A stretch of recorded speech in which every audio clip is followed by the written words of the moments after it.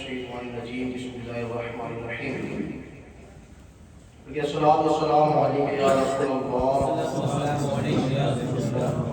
وعلی آلک واصحابک یا حبیب اللہ والصلاۃ والسلام علیک یا نبی اللہ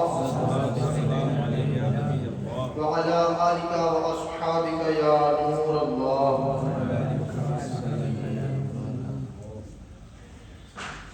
نبی پاک صلی اللہ تعالیٰ علیہ وآلہ وسلم نے فرمایا جو مجھ پر 10 مرتبہ صبح اور 10 مرتبہ شام درود پاک پڑھے گا کل بروز قیامت میں اس کی شفاعت کروں گا۔ صلو علی الحبیب صلی اللہ علیہ وآلہ وسلم۔ ماشاءاللہ ہمارے جیلانی بھائی سفر مدینہ کے لیے روانہ ہو رہے ہیں، اللہ تبارک و تعالیٰ ان کے سفر میں آسانی عطا فرمائے۔ آئیے، کیونکہ جب کوئی مدینے جاتا ہے تو ایک بہت بڑی تعداد ہوتی ہے کہ جو مدینے جانے والا ہوتا ہے تو اس کو سلام کے لیے عرضی لگائی جاتی ہے کہ ہمارے بھی سلام آپ کہیے۔ آئیے اس تعلق سے ایک بڑا ہی پیارا واقعہ سنتے ہیں کہ ایک بزرگ رحمۃ اللہ تعالی فرماتے ہیں میں اپنے ملک یمن کے شہر صنعاء سے باعلاد حج نکلا تو کافی عاشقان رسول رخصت کرنے کے لیے شہر سے باہر تک آئے۔ ایک عاشق رسول نے مجھ سے کہا کہ سرور کونین رحمت دارین صلی اللہ تعالیٰ علیہ وسلم حضرات شیخین کریمین اور دیگر صحابہ کرام رضی اللہ تعالیٰ عنہم اجمعین کی مبارک خدمتوں میں میرا سلام عرض کر دینا۔ جب میں مدینہ منورہ ذات اللہ شرف و تعظیمہ حاضر ہوا تو اس عاشق رسول کا سلام عرض کرنا بھول گیا۔ جب وہاں سے رخصت ہو کر ذوالحلیفہ پہنچا اور احرام باندھنے کا ارادہ کیا تو مجھے اس عاشق رسول کا سلام پہنچانا یاد آ گیا۔ میں نے اپنے رفقا سے کہا کہ میرے واپس آنے تک میرے اونٹ کا خیال رکھنا، مجھے مدینہ طیبہ زاد اللہ شرف و تعظیمہ ایک ضروری کام کے لیے جانا۔ ساتھیوں نے کہا کہ اب قافلے کی روانگی کا وقت ہے اور ہمیں اندیشہ کہ اگر تم قافلے سے جدا ہو گئے تو پھر اس کے مکہ معظمہ تک بھی نہ پا سکو گے۔ میں نے کہا تو پھر میری سواری کو بھی اپنے ساتھ ہی لے جانا۔ میں واپس مدینہ منورہ آیا اور روضہ اقدس پر حاضر ہو کر اس عاشق رسول کا سلام شہنشاہ خیر الانام صلی اللہ تعالیٰ علیہ وسلم اور حضرات صحابہ کرام رضی اللہ تعالیٰ عنہ کی مبارک بارگاہوں میں پیش کیا۔ رات ہو چکی تھی، میں مسجد نبوی شریف سے باہر نکلا تو ایک شخص ذوالحلیفہ کی طرف سے آتا ہوا ملا۔ یہ ذوالحلیفہ ایک میقات ہے جہاں پر احرام باندھا جاتا ہے۔ میں ذوالحلیفہ کی طرف سے آتا ہوا ملا تو میں نے اس سے قافلے کے متعلق پوچھا۔ اس نے بتایا کہ قافلہ روانہ ہو چکا ہے۔ میں مسجد نبوی شریف میں لوٹ آیا اور خیال کیا کہ کسی دوسرے قافلے کے ساتھ چلا جاؤں گا اور سو گیا۔ آخر شب میں خواب میں جناب رسالت مآب صلی اللہ تعالیٰ علیہ وسلم اور شیخین کریمین رضی اللہ تعالیٰ عنہما کی زیارت سے شرفیاب ہوا۔ حضرت سیدنا صدیق اکبر رضی اللہ تعالیٰ عنہ نے عرض کی یا رسول اللہ صلی اللہ علیہ وسلم یہی وہ شخص ہے۔ حضور اکرم مجسم صلی اللہ تعالیٰ علیہ وسلم نے میری طرف دیکھا اور فرمایا ابو الوفا۔ میں نے عرض کی یا رسول اللہ صلی اللہ تعالیٰ علیہ وسلم میری کنیت تو ابو العباس ہے۔ فرمایا تم ابو الوفا یعنی وفادار ہو۔ پھر آپ صلی اللہ علیہ وسلم نے میرا ہاتھ پکڑا اور مجھے مکہ مکرمہ زاد اللہ شرف و تعظیمن میں اور وہ بھی خاص مسجد الحرام میں رکھ دیا۔ میں نے مکہ معظمہ میں 8 دن تک قیام کیا۔ اس کے بعد میرے رفقا یعنی ساتھی کا قافلہ مکہ مکرمہ پہنچا۔ اللہ پاک ان پر رحمت ہو اور ان کے صدقے ہماری بے حساب مغفرت ہو۔ غم زدوں کو رضا مزدہ دیجیے کی ہے، بے قصوں کا سہارا ہمارا نبی۔ صلو علی الحبیب صلی اللہ علی محمد صلی اللہ تعالیٰ علیہ وآلہ وسلم۔ ماشاءاللہ اللہ کی طرف سے کیسا اس پر کرم ہوا۔ اور یہ بھی بات دیکھیں کہ سلام عرض کرنے کے لیے کہا گیا، بھول گئے، لیکن پھر دوبارہ پہنچے اور ان کو کیا لقب ملا؟ ابو الوفا ملا، یعنی وفادار۔ تو ہم بھی سب کی طرف سے بارگاہ میں عرض کرتے ہیں، جلالی بھائی بھی ہمارا سلام بھی آقا صلی اللہ علیہ وسلم کی بارگاہ میں عرض کریں گے انشاءاللہ۔ دیکھیں مدینے جب کوئی آتا ہے تو کسی بیان میں کسی مولوی صاحب نے ایک بیان کیا تھا کہ انسان کی زندگی میں خوشی کے کچھ ایسے پل آتے ہیں کہ وہ خوشی تو فیل کر رہا ہوتا ہے لیکن بیان نہیں کر پا رہا ہوتا۔ ایک وہ موقع آتا ہے جب زندگی میں اس کا نکاح ہوتا ہے، اس کا نکاح ہوتا ہے، وہ کیسی فیلنگ ہوتی ہے جس کا نکاح ہوتا ہے وہی سمجھ سکتا ہے، وہ بیان نہیں کر سکتا۔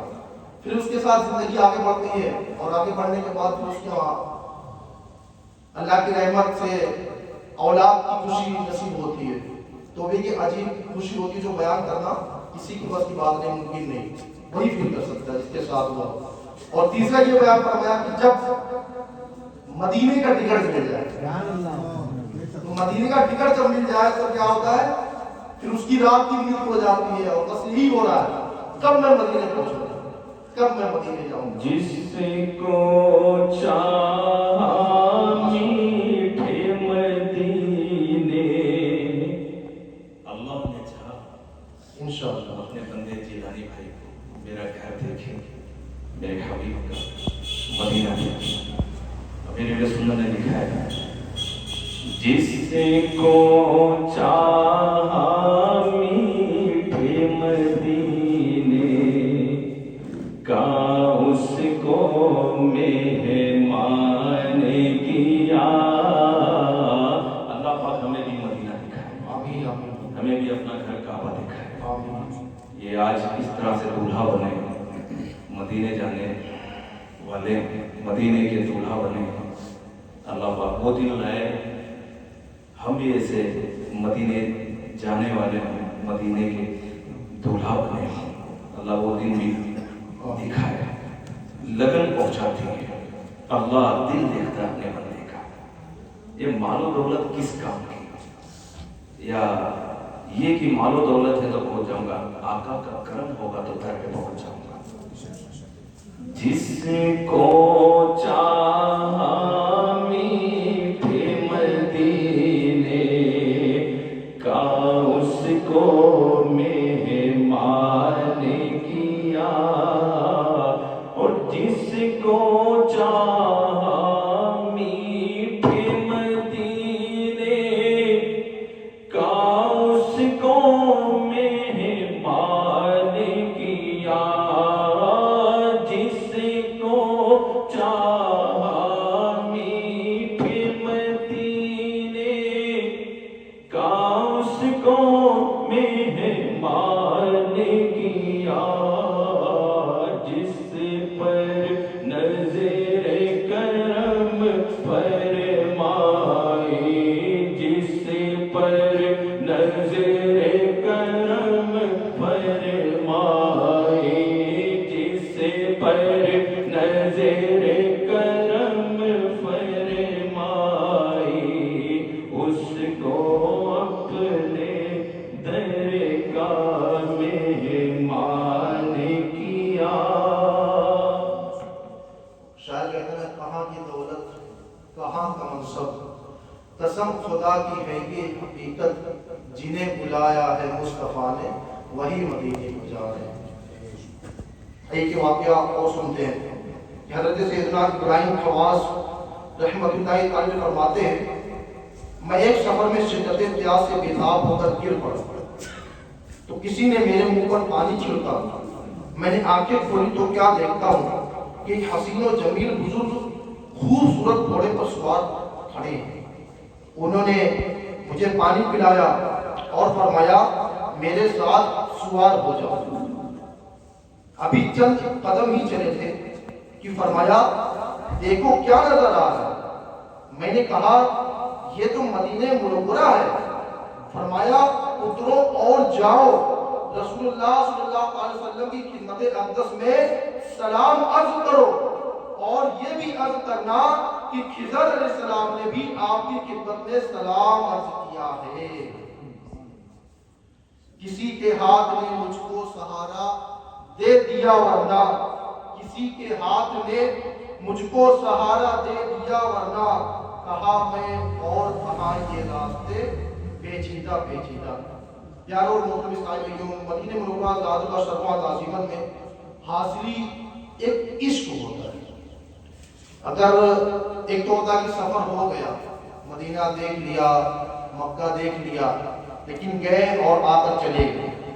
لیکن ہمارے بزرگان دین کا کیا معمول ہوا کرتا تھا؟ ہمارے بزرگان دین کس طرح جب سفر مدینہ کی بات آتی تھی تو کس طرح سے ان کا سفر ہوا، کس طریقے سے نبی کریم صلی اللہ علیہ وسلم کی بارگاہ میں انہوں نے حاضری پیش کی، اور کس طریقے سے رو رو کر گلگلا کر آقا اسلام کی شفاعت کی بھیک مانگی. ایک بڑا یہ عشق والا سفر. ایسا نہیں کہ ہم نے بس سفر کر لیا اور سفر کر کے آ گئے اور پھر مدینے چلے گئے، مکہ چلے گئے. تو یہ جب تک دل میں عشق اگر نہ ہوا نا تو یہ سفر واقعی میں حقیقی سفر نہیں مانا جائے.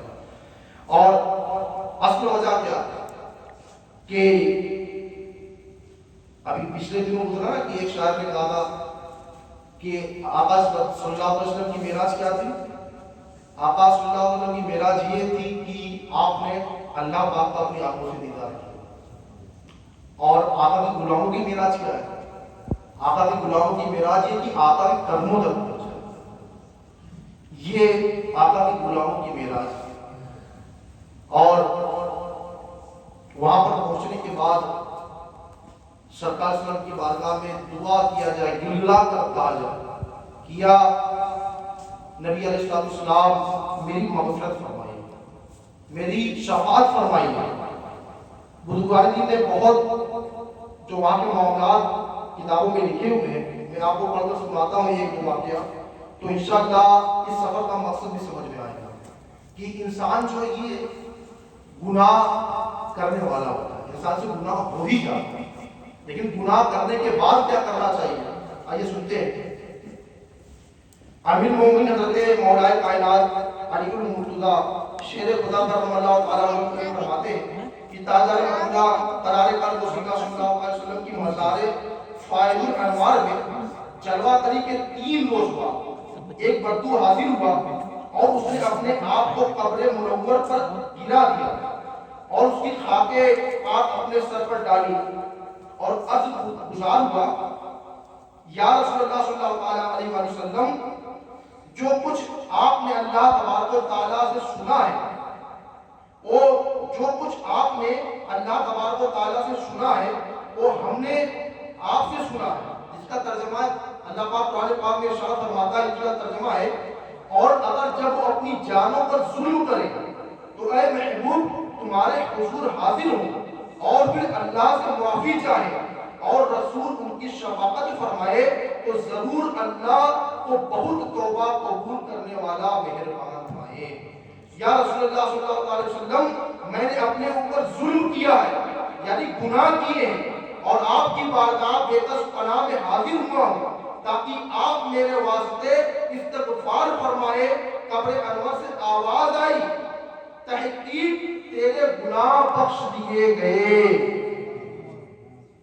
عیب محشر میں کھلا ہی چاہتے تھے، میں نثار ڈھک کے پردہ اپنے دامن کا چھپایا شکریہ. میں گناہگار گناہوں کے سوا کیا لاتا، میں گناہگار گناہوں کے سوا کیا لاتا، میں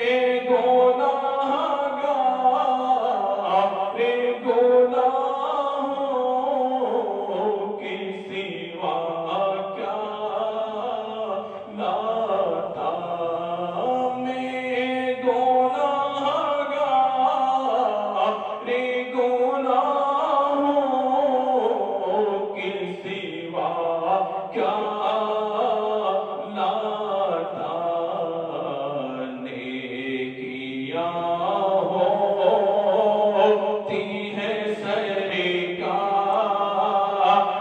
نیکوکار کے پاس۔ آقا میں گنہگار ہوں، جس کو آقا مدینے بلائے نا، تو جب نکلے گھر سے، جب ٹکٹ لگ جائے، ویزا ہو جائے، سب کچھ ہو جائے، لگے کہ اب بس آ گیا بلاوا، مدینے جانا ہے، ٹکٹ بھی بن گیا، کلیئر ہو گئی بات، اب تصور جمائے آقا گنہگار ہوں میں، کتنا گنہگار ہوں سرکار آپ کو پتا ہے، میرا دل سیاہ ہے، میری زبان گناہوں سے بھری ہے، مجھ غریب گنہگار پر سرکار غلام پر آپ کا کرم ہو گیا ہے، آپ کی جانب سے بلاوا آ گیا، میں مدینے کو چل رہا ہوں، کیا ہے میرے پاس؟ نیکیاں کچھ نہیں ہے سرکار، دن رات گناہوں میں بسر ہوا ہے، آ رہا ہوں آپ کے قدموں میں تو گناہ لے کے آ رہا ہوں، نیکیاں ہوتی ہے سرکار نیکوکار کے پاس، میں ٹھہرا آقا گنہگار، گنہگار کے سوا، گناہوں کے سوا گنہگار کے پاس کیا ہوگا؟ آپ کی نظر آقا پڑ جائے گی تو میرا دل صاف ہو جائے گا، میرا دل نور ہو جائے گا، میرا دل روشن ہو جائے گا، میرے پاس گناہ ہے، میں گناہگار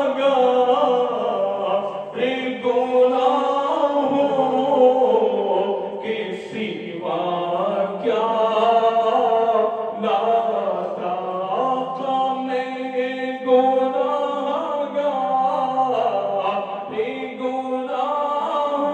گناہوں کے سوا کیا لاتا، نیکیاں ہوتی ہے سرکار نیکوکار کے پاس، نیکیاں ہوتی ہے سرکار نیکوکار کے پاس۔ دعوت اسلامی کی شادی دار مقدس المدینہ کی مطبوعہ 413 صفحات پر مشتمل کتاب کوئی پوری حکایات اس سے 2 صفحہ 308 پر ہے۔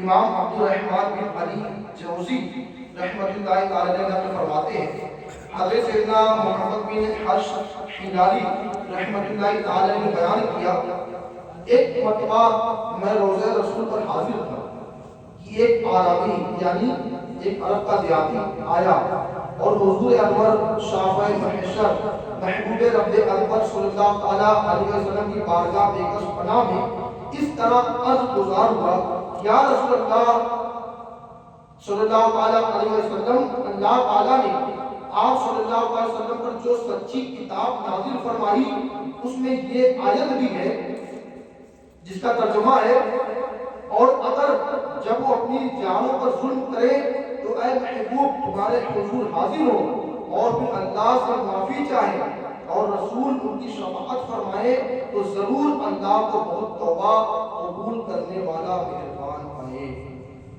میرے آقا و مولا صلی اللہ علیہ وسلم، میں اللہ غفور عز و جل سے اپنے گناہ و قصور کی معافی طلب کرتے ہوئے حاضر دربار ہوں اور آپ صلی اللہ علیہ وسلم اللہ عز و جل کی بارگاہ میں اپنی شفیع بناتا ہوں، اپنا شفیع بناتا ہوں۔ یہ کہہ کر وہ عاشق رسول رونے لگا اور اس کی زبان پر یہ اشعار جاری ہو گئے جس کا ترجمہ ہے، اے وہ بہترین ذات جس کا مبارک وجود اس زمین میں دفن کیا گیا تو اس کی عمدگی اور پاکیزگی سے میدان اور ٹیلے معطر ہو گئے۔ میری جان فدا ہو اس قبر انور پر جس میں آپ صلی اللہ علیہ وسلم آرام فرما ہے، جس میں پاک دامنی سخاوت اور عفو و کرم کا بیش بہا خزانہ ہے۔ وہ عاشق رسول کافی دیر تک ان اشعار کی تکرار کرتا رہا، پھر اپنے گناہوں کی معافی مانگتا ہوا اشکبار آنکھوں سے وہاں سے رخصت ہو گیا۔ حضرت سیدنا محمد بن حبر ہلالی رحمۃ اللہ علیہ فرماتے ہیں، جب میں سویا تو خواب میں سرکار دو عالم صلی اللہ علیہ وآلہ وسلم کی زیارت سے شرف یاب ہوا۔ آپ صلی اللہ علیہ وسلم نے مجھ سے ارشاد فرمایا، اس عربی سے فرمایا عربی سے ملو اور خوشخبری سناؤ کہ اللہ رب العزوجل نے میری سفارش کی وجہ سے اس کی مغفرت فرما دی ہے۔ پیارے اور محترم اسلامی بھائیوں، نبی پاک صلی اللہ علیہ وسلم کی بارگاہ میں حاضری دینا یہ بڑی سعادت مندی کی بات ہے۔ ہم نے واقعات میں سنا بزرگان دین کا کیا معمول ہوا کرتا تھا۔ واقعی بندہ جب غور کرے گا، ایک طرف کی مدینے کی حاضری، کعبۃ اللہ شریف کی حاضری، طواف کرنے کا منظر اور صفا مروہ پر دوڑنے کی صحیح کرنے کا منظر، کبھی خانہ کعبہ کہ جو لگا ہوا حجر اسود ہے کبھی وہاں پر جانے کا منظر، کبھی حتیم پاک کا منظر، کبھی باب کعبہ کے سامنے جا کر نماز پڑھنے کا منظر، کبھی اس طواف کے دوران ابراہیم میں مقام ابراہیم کا منظر۔ تو ہر وہ جگہ جہاں پر حج عمرہ کیا جاتا ہے، ہم سنتے رہتے ہیں جو واقعات ہوتے ہیں، جو حج کر آیا، جو عمرہ کر آیا، اس سے ہم سنتے رہتے ہیں۔ تو جب سنتے ہیں تو ہمیں مزہ آتا ہے کہ مکہ ایسا تھا، مدینہ ایسا تھا، وہ صرف بتایا جا سکتا ہے، سننے والا سمجھ رہا ہوتا ہے، لیکن جو دیکھ کے حقیقی بیان نہیں کر سکتا۔ مثال کے طور پہ کسی نے کبھی کوئی چیز مثال کے طور پہ کہ فلاں ہوٹل کی بریانی بڑی اچھی ہے، کوئی آ رہا بتا کے چلا جا رہا ہے، فلاں بتا کے چلا گیا، فلاں بتا کے چلا گیا، لیکن کبھی کھائی نہیں۔ لیکن جب جو کھایا کہ وہ محسوس کر رہا اچھی ہوگی اچھی ہوگی اچھی ہوگی، لیکن جب وہ زیادہ کھائے گا تب جا کے حقیقی ٹیسٹ کو پتا چلے گا۔ تو سن تو ہم رہے ہوتے ہیں کہ مدینہ ایسا ہے، مدینہ ویسا ہے، مکہ ایسا ہے، خانہ کعبہ ایسا ہے، لیکن جب جا کر وہاں پر دیکھا جاتا ہے تو واقعی میں پھر وہی سمجھ میں آ رہا تھا کہ کہاں میں، وہ ہے نا شعر کہ میرے گندے قدم اور ان کا حل۔ تو یہ معاملات ہوتے ہیں، اپنے گناہوں پر شرمندگی ہوتی ہے کہ یا اللہ پاک میں پوری زندگی گناہ میں گزار دیا اور تو نے اپنے گھر کا بلاوا عطا کر دیا، میں کعبے کے سامنے آ کر کھڑا ہو گیا، آقا صلی اللہ علیہ وسلم کی بارگاہ میں جب حاضری ہوتی ہے تو وہاں پر بہت عجیب کیفیت ہوتی ہے کہ کیا میں واقعی میں اس لائق تھا، کیا واقعی میں اس لائق تھا جو زندگی پر گناہ کرتے کرتے گزار دیے اور آج ایسا شرف حاصل ہو گیا کہ میں روضہ رسول صلی اللہ علیہ وسلم کی بارگاہ میں حاضر ہوا۔ یہاں پر ہم روز جھوم کر صلاۃ و سلام پڑھ رہے ہوتے ہیں، یا نبی سلام علیکہ، یا رسول سلام علیکہ، مصطفیٰ جان رحمت پہ لاکھوں سلام۔ اور جو واقعی میں وہ منظر آتا ہے کہ جب ہم باب السلام سے داخلہ ہوتا ہے، ایک جس گیٹ سے داخل ہوا جاتا ہے اس کو باب السلام، اور جس گیٹ سے وہاں سے میں کیسے کہوں کہ باہر نکلا جاتا ہے، مطلب وہاں سے آخری ہے ایک طریقے سے، مطلب وہ انٹر گیٹ ہے اور پھر وہ نکلنے کا راستہ ہے۔ تو پھر وہ جو منظر ہوتا ہے، ایک تو مسجد نبی پر جانا، چونکہ بیان بہت لمبا چوڑا کر نہیں سکتا، جو ذہن میں آ رہا ہے بولتا چلا جا کہ ایک تو محمد خضرا کا نظارہ جو ہوتا ہے اس کی اپنی کیفیت ہوتی ہے کہ محمد خضرا کبھی ہم نے فوٹو میں دیکھا تھا، کبھی موبائل میں دیکھا تھا، کبھی مدنی چینل میں دیکھا تھا، کبھی فوٹو میں دیکھا رہا ہوگا، کبھی وہاں پر جا کسی نے ویڈیو کال کیا ہوگا، یہ ایک منظر عجیب منظر ہوتا ہے۔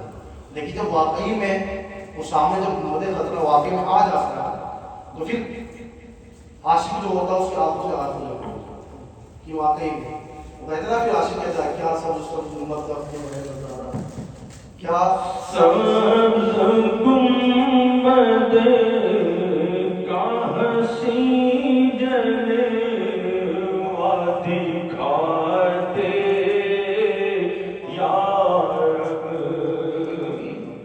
سبز گنبد کا حسین جلوہ دکھاتے یا رب، سبز گنبد کا حسین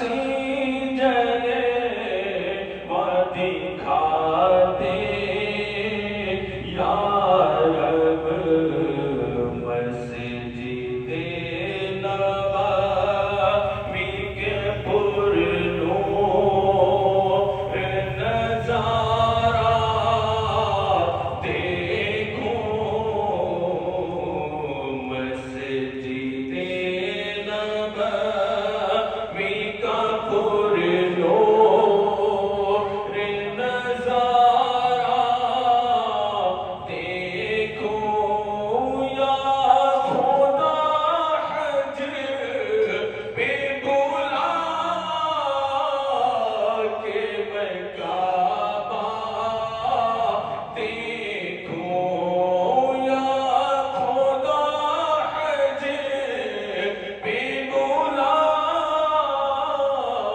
کے میں کعبہ دیکھوں کاش ایک بار میں پھر میٹھا مدینہ دیکھوں کاش ایک بار میں پھر میٹھا مدینہ دیکھوں. ایک واقعہ بیچ میں عرض کرتا ہوں اس کو انشاءاللہ آگے بڑھتا ہوں. حضرت سیدنا امام ابو بکر بن مقری رحمۃ اللہ تعالی فرماتے ہیں میں اور حضرت سیدنا امام طبرانی قدس سرہ نورانی اور حضرت سیدنا ابو شیخ رحمۃ اللہ تعالی علیہ ہم تینوں مدینہ منورہ میں حاضر تھے. 2 دن سے کھانا نہیں کھایا, بھوک سے نڈال ہو چکے تھے. جب عشاء کا وقت آیا تو میں نے روضہ پاک پر حاضر ہو کر عرض کی یا رسول اللہ صلی اللہ علیہ وسلم الجوع, یعنی اے اللہ عز و جل کہ رسول صلی اللہ علیہ وسلم بھوک. میں نے اس کے سوا اور کچھ زبان سے نہ کہا اور لوٹ آیا. میں اور ابو شیخ رحمۃ اللہ تعالی علیہ سو گئے اور طبرانی رحمۃ اللہ تعالی بیٹھے کسی کے آنے کا انتظار کر رہے تھے. اتنے میں کسی نے ہمارے مکان پر دستک دی. ہم نے دروازہ کھولا اور ایک علوی صاحب اپنے 2 غلام کے ہمراہ تشریف لائے. دونوں کے پاس کھانے سے بھری ہوئی ایک ٹوکری تھی. وہ علوی بزرگ کہنے لگے شاید آپ صاحبان نے بارگاہ رسالت میں بھوک کی شکایت کی تھی, کیونکہ میں خواب میں جناب رسالت مآب صلی اللہ علیہ وسلم کی زیارت سے شرفیاب ہوا. سرور کائنات صلی اللہ علیہ وسلم آپ حضرات کے بارے میں فرما رہے تھے ان کو کھانا کھلا. بہرحال انہوں نے ہمارے ساتھ مل کر کھانا کھایا اور جو کچھ بچ گیا وہ ہمیں دے دیا اور تشریف لے گئے.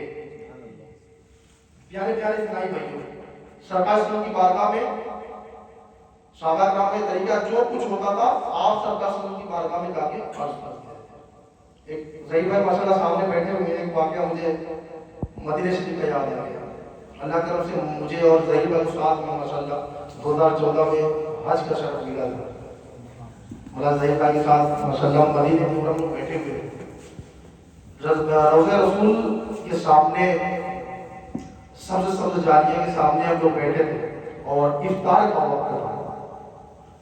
افطار کا ہونے ہی والا تھا اور وہاں پر چونکہ دسترخوان لگ جاتے ہیں اور دسترخوان لگنے کے بعد کوئی کھجور تقسیم کر رہا ہوتا ہے, کوئی بریڈ تقسیم کر رہا ہوتا ہے, کوئی چائے کوئی قہوہ تقسیم کر رہا ہوتا ہے. تو ظہیر بھائی میرے بارے میں بیٹھے ہوئے تھے. تو ظہیر بھائی کو بریڈ جو ہوتی ہے نا اس کا 4 ٹکڑا کر کے موٹی والی وہ تقسیم ایک کوئی کر رہا تھا. ظہیر بھائی کے پاس ایک بریڈ آئی اور اتفاق سے میرے پاس پتہ کس طریقے سے 2 بریڈ کا ٹکڑا آ گیا تنگے سے, ورنہ تقسیم ایک ہی ہو رہی تھی. تو میں نے ظہیر بھائی سے کہا کہ ظہیر بھائی آپ کے پاس میں کہ میرے پاس بتانے کے 2 آ گئی. تو ظہیر بھائی کا چونکہ مجھے آج بھی نہیں پتا 11 سال 12 سال تقریباً ہونے والے کہ آپ کے اوپر سرکار کا زیادہ پڑا. واقعی مطلب منظر جو ہوتا ہے کہ آپ حاضر ہوں اور سرکار کا کرم ہو جائے. ہم یہاں بھی ہوتے ہیں غلام کو انہیں کا کرم ہے کہ ہم کھا پی رہے ہوتے ہیں. جب آ گئی ہے جوش رحمت پہ ان کی آنکھیں, جب آ گئی ہے جوش رحمت پہ ان کی آنکھیں, جب آ گئی ہے جوش رحمت پہ ان کی آنکھیں,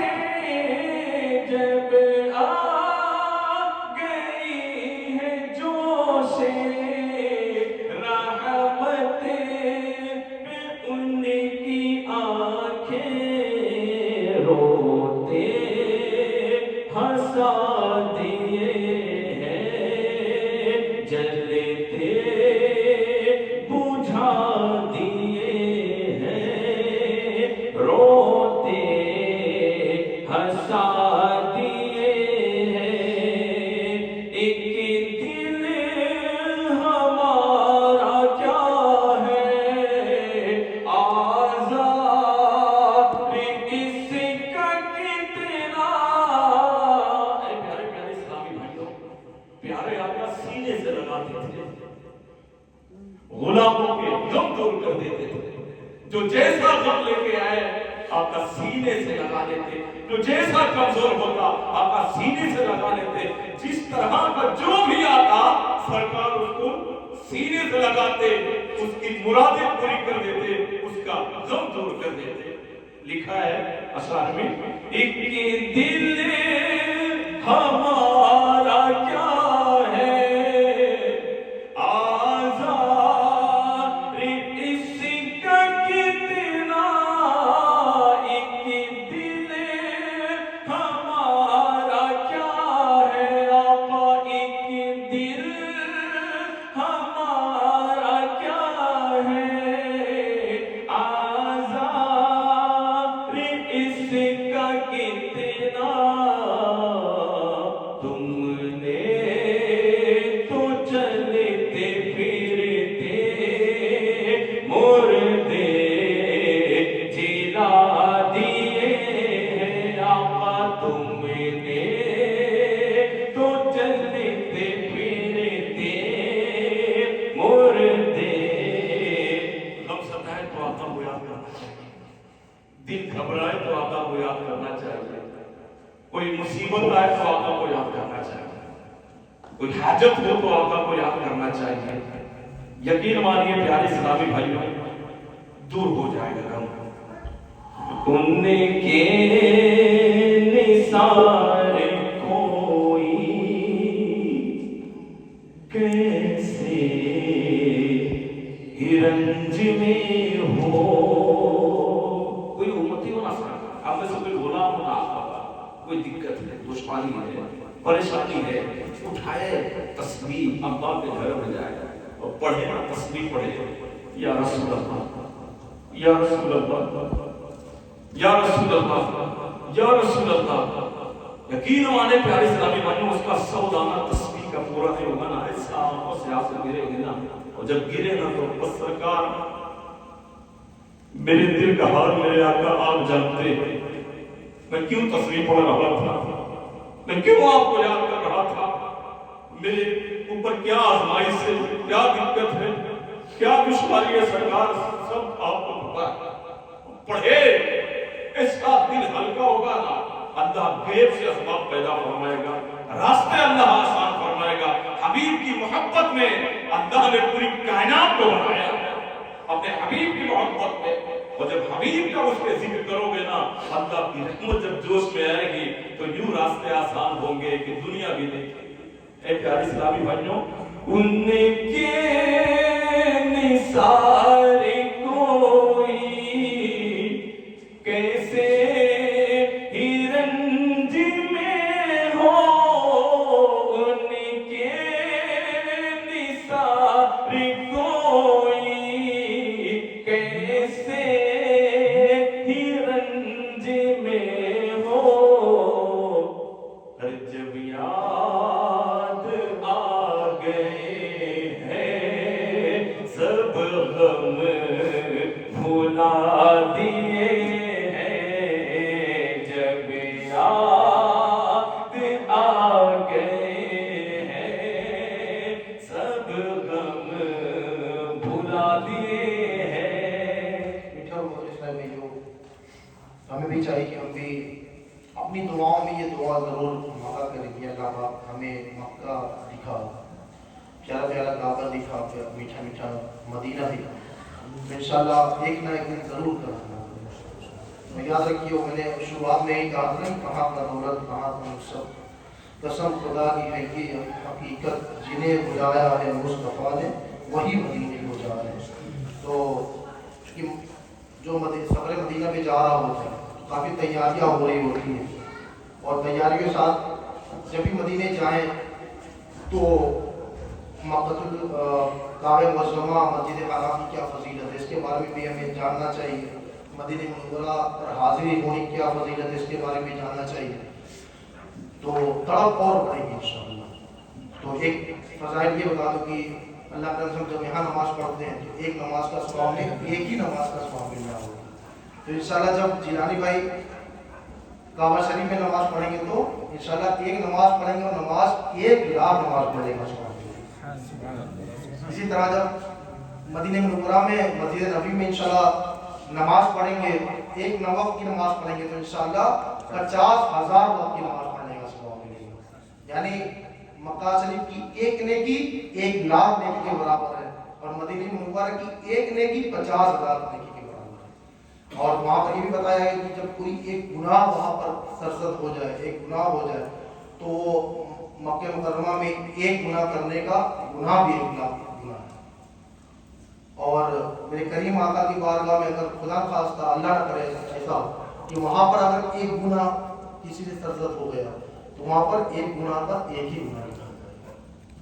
حالانکہ وہاں نیکیاں زیادہ ضرور ہیں لیکن یہاں پہ گناہ کا بھی معاملہ ہے کہ ایک گناہ کا مدینہ منورہ میں ایک گناہ ہی لکھا جاتا ہے.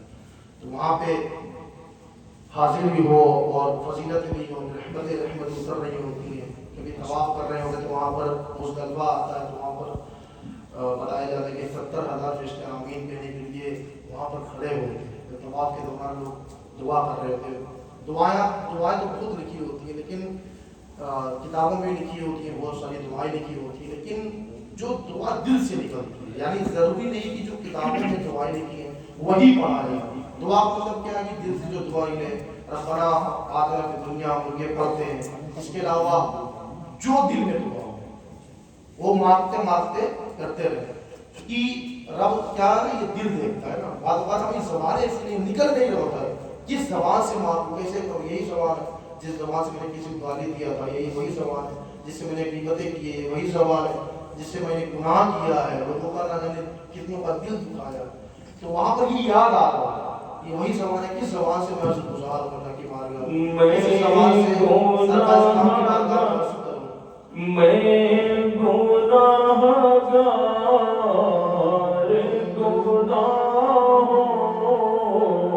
کے سوا کیا لاتا. میں گناہگار گناہوں کے سوا کیا لاتا.